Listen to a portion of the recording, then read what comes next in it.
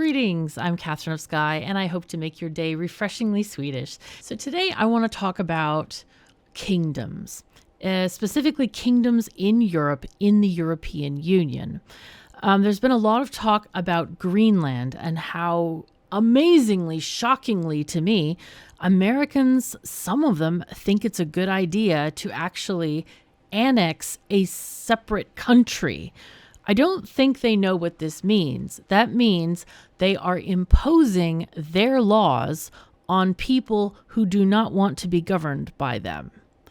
And that is the most anti-American thing you can possibly do, is reduce democracy. Now, some people, I think, might be confused because Greenland is under the Kingdom of Denmark's protection. Now, in Europe, we still have kingdoms. And I've seen a lot of Americans try to say, oh, well, you're a peasant, you're a feudal slave now to that kingdom. And they don't know what they're talking about. So I wanted to just, clear the air about things like that. In Sweden, we have every right to vote. In fact, we have more rights than people in the United States of America to enact laws or make changes in the government. We elect representatives, kind of similar to the United States, except in Sweden, we don't have a two-party system. We have many parties, which is really great because it represents granular interests. It's not just blue or red. We have all the colors of the rainbow. Because just think about it. If you're in the U.S. and you're a Democrat, what if you love environmental protections, but then you really want your guns? There are people that have both of those interests. So in Sweden, we have people who are conservative, moderate, or liberal, and we have environmental parties. And we have other parties that represent a whole host of interests within the country.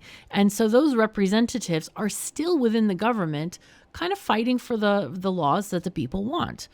So I feel like in Sweden, our government really represents the interests of people a lot better than in the United States with the black or white party system. So I do want to talk about what does the king or queen do in monarchies. And some of the things I'm going to talk about are going to be general for EU countries. So one thing to keep in mind, you cannot be a part of the EU if you're not a democratic country. You must allow people to have the right to vote and be democratic. So that is rule number one for being in the EU. So what exactly do our kings and queens do? I thought I would kind of show you. This is a website from the Swedish royal court. And I can tell you first off, I don't know if it's on this page or not, but our king does not have any political sway whatsoever.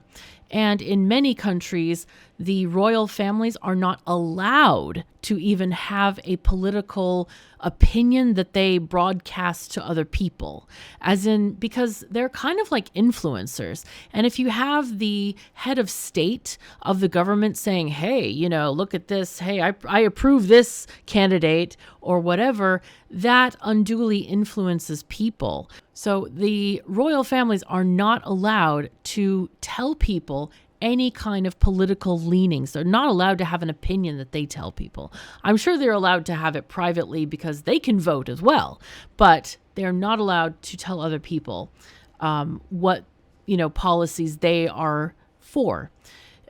So this page is kind of interesting because it tells you kind of exactly what the duties of the king are.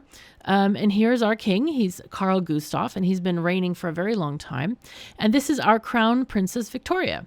And it is expected that our king is going to step down next year in favor of the crown princess. And so she's going to become our queen and take over the roles that he has been working with. Basically, here they talk about the king's duties. They open the parliamentary session. They chair meetings taking place at the royal palace, chairing advisory council on foreign affairs, carrying out state visits.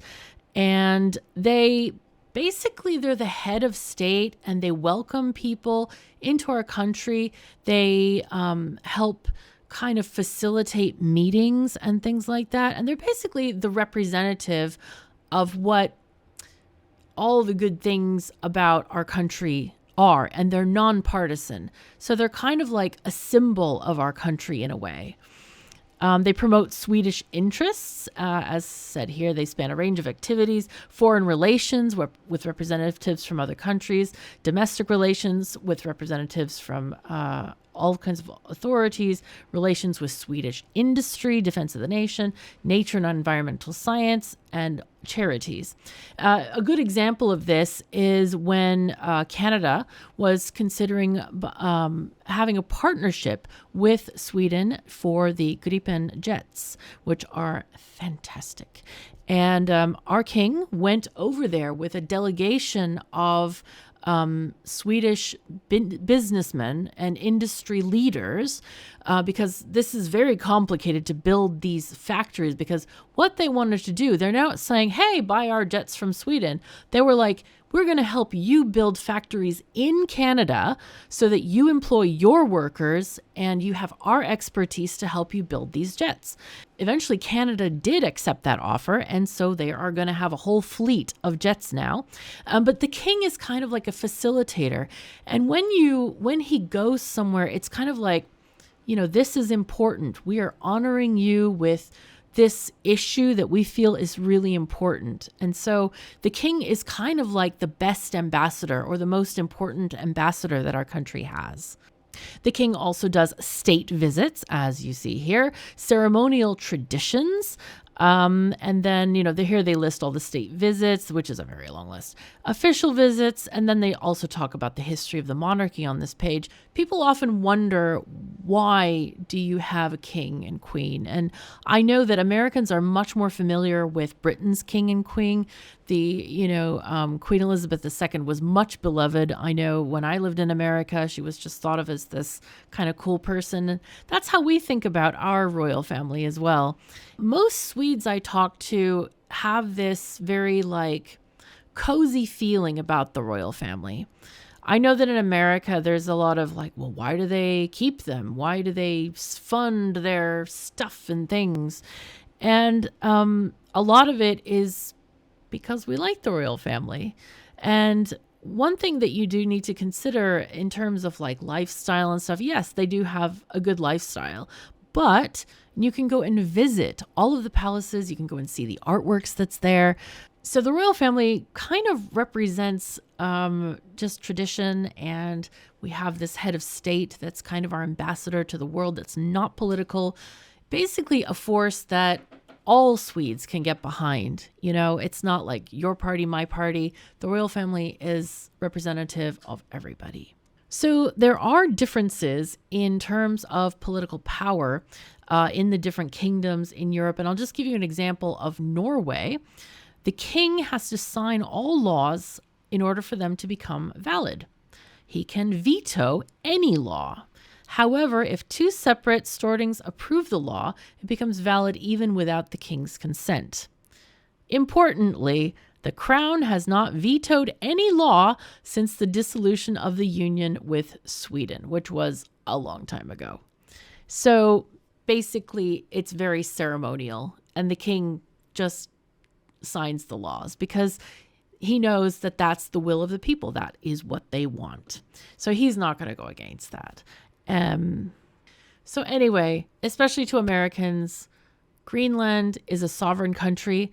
They like their laws. They like their royal family. They like their democracy, because all of us have the right to vote.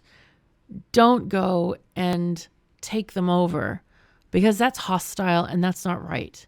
That is anti-American, because you are now imposing your laws on people who don't want them. You are taking away their freedom.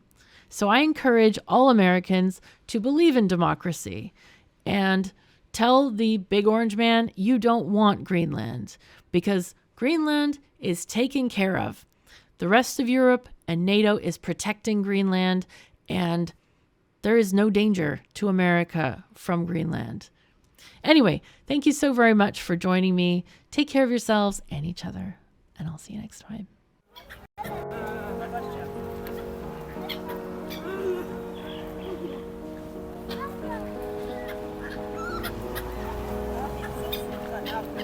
Monarchies.